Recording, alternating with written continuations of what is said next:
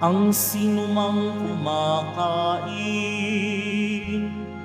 sa katawang aking hain ay nananahan sa akin. Hallelujah.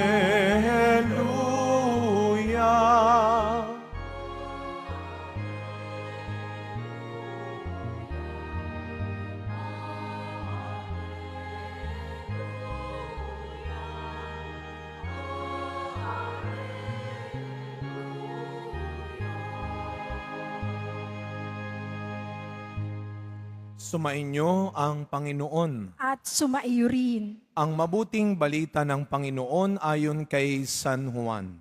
Papuri sa iyo, Panginoon. Noong panahong iyon, nagtalo-talo ang mga Hudyo. Paanong maibibigay sa atin ng taong ito ang kanyang laman upang kanin natin? Tanong nila. Kaya't sinabi ni Jesus, tandaan ninyo, malibang kanin ninyo ang laman ng anak ng tao at inumin ang kanyang dugo, hindi kayo magkakaroon ng buhay. Ang kumakain ng aking laman at umiinom ng aking dugo ay may buhay na walang hanggan. At muli ko siyang bubuhayin sa huling araw. Sapagkat ang aking laman ay tunay na pagkain at ang aking dugo tunay na inumin. Ang kumakain ng aking laman at umiinom ng aking dugo ay nananahan sa akin at ako sa kanya. Buhay ang amang nagsugo sa akin at ako'y nabubuhay dahil sa kanya. Gayon din naman, ang sinumang kumain sa akin ay mabubuhay dahil sa akin. Ito ang pagkaing bumaba mula sa langit. Ang kumakain nito'y mabubuhay magpakailanman. Hindi ito katulad ng kinain ng inyong mga magulang sa ilang. Namatay sila, bagamat kumain yon. Sinabi ito ni Jesus nang siya'y nagtuturo sa sinagoga sa Capernaum. Mga kapatid, ang mabuting balita ng Panginoon. Pinupuri ka namin, Panginoong Hesu Kristo. Magsiupo muna ang lahat. Good afternoon po sa inyong lahat. Batiin natin ang mga katabi natin kahit mainit. Good afternoon. Tayo po ay nasa Biyernes sa ikatlong linggo ng panahon ng muling pagkabuhay, third week of Easter. Biyernes, mga kapatid, araw ng ating debosyon sa mahal na pong Jesus Nazareno. Bigyan natin siya ng palakpak ng papuri at pasasalamat. Mas malakas sa palakpak para sa ating Poong Jesus Nazareno. At meron tayong isa pang sobrang ipinagdiriwang kaisa ng buong Santa Iglesia Katolika sa buong mundo. Sabihin natin ng malakas, Habemus Papam. Palakpakan natin ang Panginoon sa biyaya ng ating Santo Papa. Meron na tayong Santo Papa, Pope Leo XIV. Sa Tagalog, Santo Padre Leon. Pope Leo XIV, Papa Leon. At tayo po ay talagang umabang. Yung iba siguro sa inyo naghintay ng madaling araw. Diba? At paano daw naghintay? Of course, pinagdasal natin yan. At yung mga nandun sa St. Peter's Square, inabangan nila yung usok. Anong kulay kapag wala pa? Parang yata naghalo-halo yung, anong putim? Anong putim? Kapag wala pa, anong kulay ng usok? Itim. Ilang beses nagkaroon ng itim? Ilan? 2. Pinaghintay tayo. At sa pangatlong pagkakataon, nagkulay puti ang usok, mayroon ng Santo Papa. Ang bago nating lingkod ng simbahang Katolika, kahalili ng ating mahal na Pope Francis na patuloy nating ipinagdarasal. Sabi ng aking kaibigan, bakit kaya, Father, hindi kagad nakapili? Bakit nag-itim pa? Ano yun, Father? Hindi tinanggap nung napili. Sabi ko, alam mo, matalino ka pa sa Espiritu Santo. Hindi tinanggihan. Ay si Pope Leo, ginusto niya ba yon? Nagsuggest ba siya? Naglabi ba siya na ako ang piliin ninyo? Hindi. Ang Diyos ang humirang at pumili sa Kanya. Ipinagdasal natin yon. Isa lamang, kapag ikaw ay pinili, tinawag ng Diyos, isa lang ang dapat mong gawin. Ang sinabi ni Maria.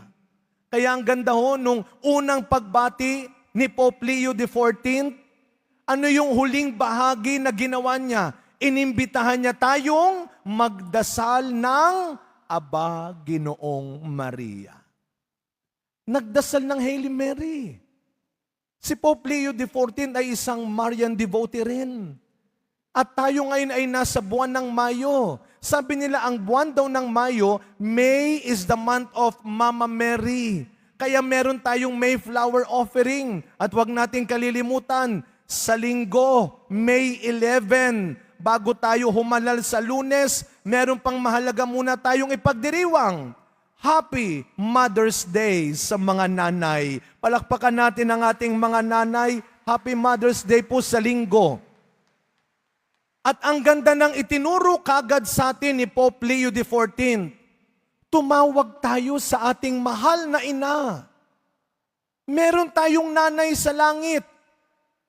Kapag nahihirapan kang sumunod, kapag matigas na naman ang ulo mo, kapag hindi ka sumusunod, nakikinig, naniniwala, you pray to Mama Mary. Halimbawa ni Maria ang pagsunod. Kaya nga siguro yun ang una ring bigay ni Pope Leo XIV. Ako ay nasa harapan ninyo sapagkat katulad ng mahal na ina, ibinigay ko ang oo sa tawag at utos ng Diyos. Kaya ikaw, tinatanong ka ngayon ng ating mahal na ina, si Mama Mary, anak, kailan ka matututong sumunod? Ano pa yung bagay na matagal mo nang hindi pa rin tinitigil? Alam mong mali, alam mong masama, bakit ayaw mong sumunod? Ano pa yung bagay sa sarili mo na hindi mo tinatapos?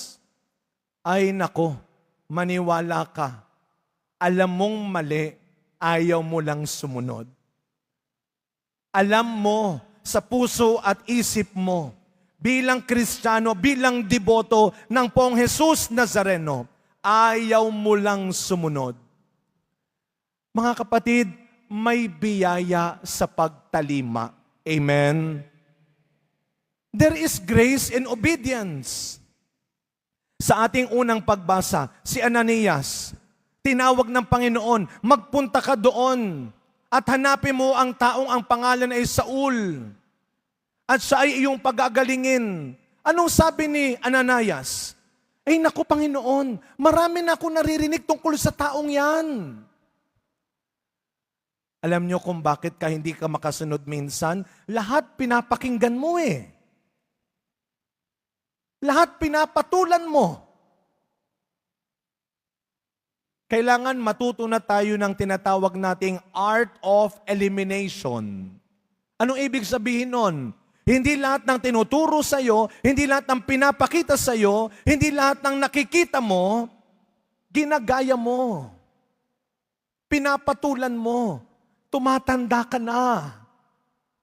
Dapat matuto na tayo mag-eliminate, bawas. Yung mga hindi naman nakakatulong, yung mga hindi nakakabuti ng buhay mo, hindi mo ikamamatayan. Kaya kapag tinawag ka ng Diyos, natigilan mo ng isang maling relasyon, kapag tinawag ka ng Diyos, nakagaya ni Ananias, tulungan mo yung taong yon. Makinig ka, may biyaya sa pagtalima. Kaya ano ang sabi sa Ebanghelyo natin? Ilang araw na sinasabi ng Poong Jesus Nazareno sa mga tao, ako ang inyong buhay na walang hanggan. Kanin ninyo ang aking laman, inumin ang aking dugo. Ano ang sabi ng mga tao? Paano maibibigay ng taong ito ang kanyang laman para kainin natin? May pagdududa. May pagdududa.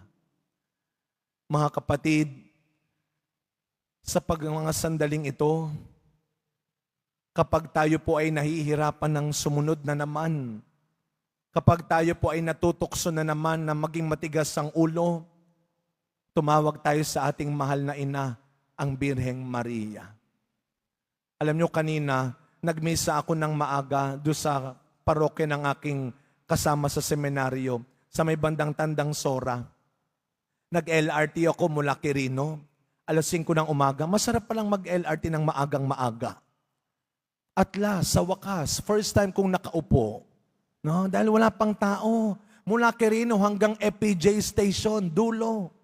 At nung pauwi na, ganun din ako. FPJ Station hanggang Quirino. Alam niyo yung katabi ko, mga kapatid, huwag kayong magmangmaangan na hindi niyo alam kung ano yung tama at mali. Yung katabi ko naman, Diyos ko po, sinabihan ko na ng ilang beses, ang lakas magpatugtog ng cellphone. Sabi ko, ang lakas ng tugtog. Ang lakas ng tugtog. Titignan lang niya ako. Natakot naman ako, sabi ko, teka, baka mamaya, bigla naman akong kuyugin ito. Batukan ako bago mo ba, hinayaan ko na lang. Pero alam niyo, nakakalungkot, no? Isa ka ba sa mga nagbibingi-bingihan, nagtatanga-tangahan, nagmamanhid-manhidan? Pagmasdan ninyo ang nangyayari sa paligid natin ngayon. Hindi na sapat yung salitang mag-ingat ka. Nasa tabi ka na, nadisgrasya ka pa. Nasa bahay ka na, napahamak ka pa. Hindi mo na alam. Kaya araw-araw, sinasamahan ng maraming dasal. Hindi ka tanga, hindi ka bulag, hindi ka bingi, para hindi ka sumunod. Kaya sa pagpapatuloy na misa natin, mga kapatid, ipagdasal natin ang ating bagong Santo Papa, na sana siya ay tunay na maging katulad ni Maria, nakikinig, tumatalima, sumusunod sa utos, sa bilin ng Diyos, para sa kanyang simbahan. Mga kapatid, maniwala kayo, sa tulong ni Maria, may biyaya sa pagtalima. Amen.